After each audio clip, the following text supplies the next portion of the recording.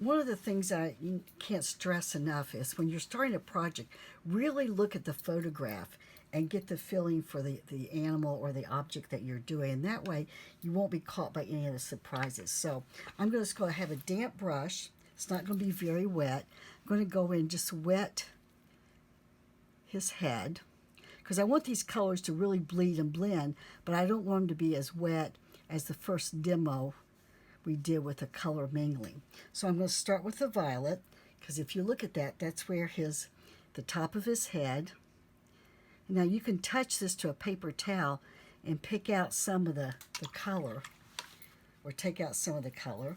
And then I'm going to go in with a little bit of the magnesium blue, touch it to the paper towel, and then come in right in this area here. Right on the snout almost. Rinse, take out some of my water, and just kind of help that along, barely touching it. I can pick up a little bit of the violet and come in and add a little bit more of the violet. I can clean up my edge around his mouth. Also, if you look underneath his chin, that's a little bit darker. So let's take some ultramarine blue and drop in some of that ultramarine blue. Now I can take out some of the water, pick up a little bit of the violet, and let those two colors bleed and blend. As long as it's still fairly wet, I can go back in and play with it a little bit. I'm also going to pick up a little of the blue, the magnesium blue, and drop in a little bit of that color up in here. I want all these colors to bleed and blend together. Now more than likely we'll come back and give him another layer, maybe pick up a little more violet, and just dropping in that color. But it gives him that really bright. Now as we're coming down towards his front leg here, let's add a little more of the violet to that and make it a little more soupy. So then I'm going to come in and maybe add a little more of that magnesium right in here because it's kind of stopped there. I want the color just to, you don't know where it stops and what starts. So as this is still wet, I can still drop in some of this color.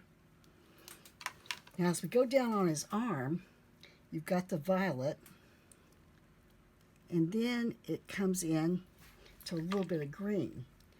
But instead of going right to the green, I'm going to go to the magnesium blue and drop in a little bit of that so there's a harmony in the transition. Then I can come back in with the hookers and add a little bit of that. So it'll go from violet to the magnesium blue and then into the hookers. Now let's lighten that up a little bit with a little bit of the lemon yellow. Just a drop of the lemon yellow. Now that was pretty wet, so I took a little bit out of the brush. Now I can come back in and his feet are a little darker, a little more violet. Now violet and yellow are complements, so you have to be a little careful not to get too much of the brushwork in there. Now I'm coming back up to the top, and we'll go in and add a little more of the soupy violet as we're going down his back side, on his back. And I can add a little bit of that violet, or no, I'm sorry, the little bit of the magnesium on the top there. And that's still pretty shiny. As long as it's shiny, it shows you it's wet. And I'm just letting it bleed and blend. I'm going to pick up a little bit more of the violet, that's also right under his belly area. So just picking up my brush and gradually getting into this area right here. Now let's start in with some of the yellow, which is up here, this blue. You may not see that much on his back, but I want to add that little bit of a highlight here. Now let's add a little bit of the hooker's green, and also a little bit of the magnesium blue down here. So the two colors or three colors can kind of bleed into each other.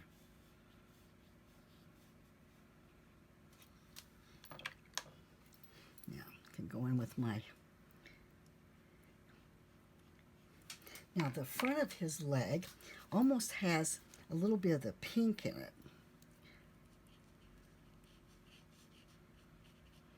Yeah. So we can add a little bit of that pink. And come on down with the, maybe a little bit of the blue.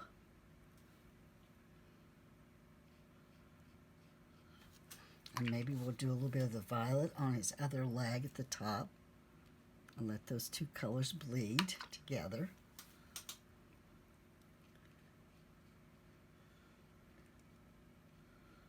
Now let's add a little bit of that green in there, the Hooker's green. Now we can always add more paint. So, and then it's got a little bit of darker value down at the bottom, so let's add a little bit of that blue, and that'll help give him that roundness. Pick up a little bit more of the Hooker's green. Maybe stretch that out a little bit.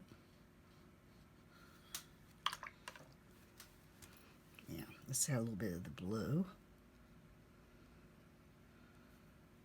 Now, once I get this taken care of, and maybe add a little bit of that lemon yellow in there with that blue, that'll make it more of another green color.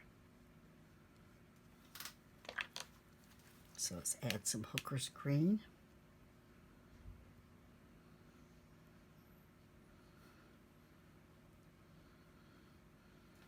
And maybe finish out with a little bit of the blue.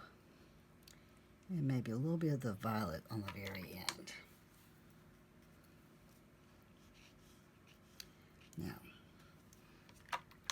Now his feet up here, I'm going to do a little magnesium blue and maybe a little bit of the violet. And let those colors bleed and blend. Now, to get some nice splatters, I'm going to go in and actually add more water to my colors. So when I splatter, I'm going to get bigger blobs.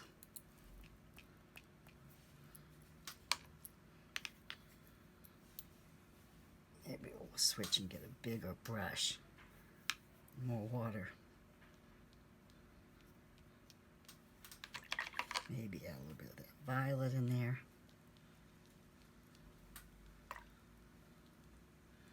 Let's get a little more water.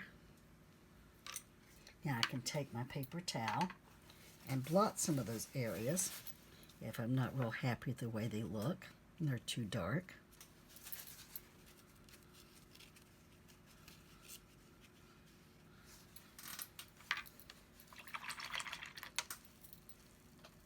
I'm going to take one of my bigger brushes and add some of the violet.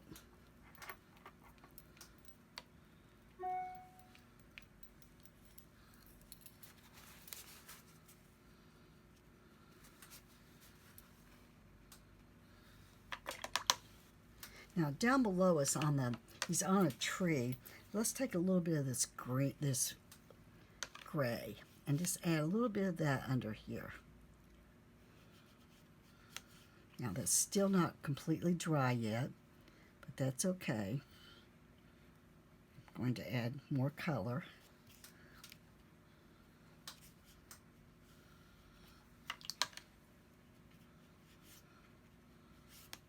Just let that fade away a little bit.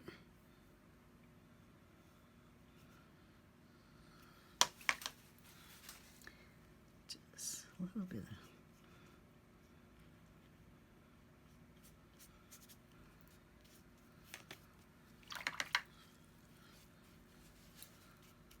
Now that's going to dry about 20% lighter. So I got a few runbacks into his skin here, which will make it kind of nice. Give him some texture. There we go. So you see all this really nice running. Now, I'm going to go off camera and dry him a little bit.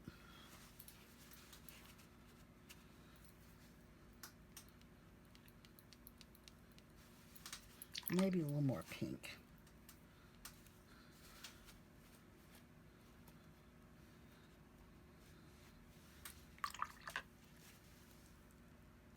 He's all nice and dry, and if you'll look at some of the wonderful little textures we got in here.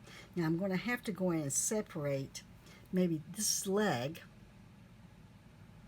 If you look, it's a little bit darker here, so I'm going to take a little bit of, using my regular brush, I should be using a smaller one brush, but I just want to make that distinction between his leg, and you can see now where that is. Okay, also in his eye, if you look at his eye, there's a green, there's a really dark, so I'm going to go in to the indigo with my rigger brush and just do his eye right there. There you go. And there's actually a little bit of the, if you look at the eye, there's a little bit darker value, so I'm going to pick up some of that violet and just go in and go around this area right here, just to make his eye stick out a little more, so I can take and soften that edge with a damp brush. Also, if you look underneath his mouth there, that's quite a bit darker, so I'm going to go in and add a little more ultramarine blue there, just to give him a little more shape.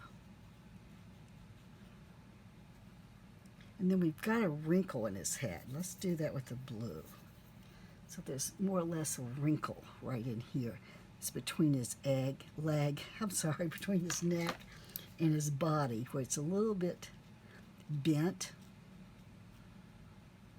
So it's just a separation. I'm going to pick up a little bit more of the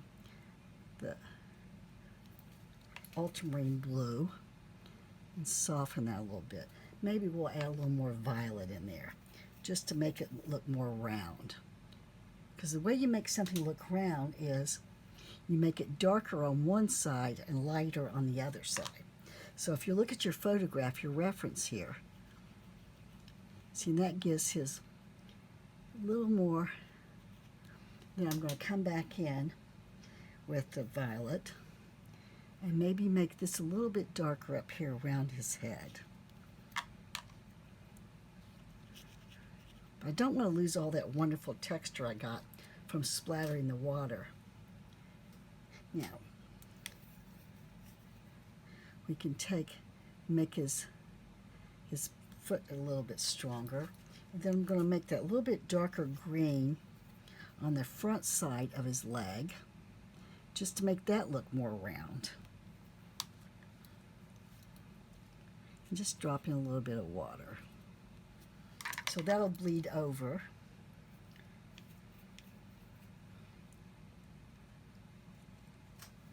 So you're actually just giving it a little bit of water so that can bleed and run over. Now, if we look at his body, underneath his body, that's going to be a little bit darker too. So up here, I'm going to drop in a little bit of that ultramarine blue, and this add a little bit of water just to make that look more round there. Now, he is casting a shadow, so we can go in with our gray. And if you look at this area right here, if you look at that shadow, most people don't notice shadows until they start painting it, and then it's like, wow, how did that happen? It goes all the way up to his leg, but it's getting lighter as it goes up.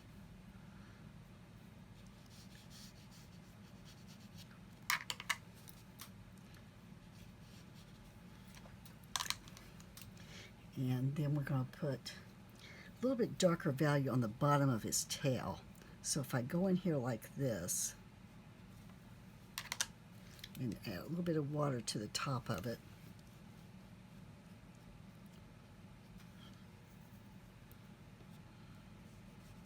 I'm holding the paper down with my other hand because it's kind of slippery on this mat.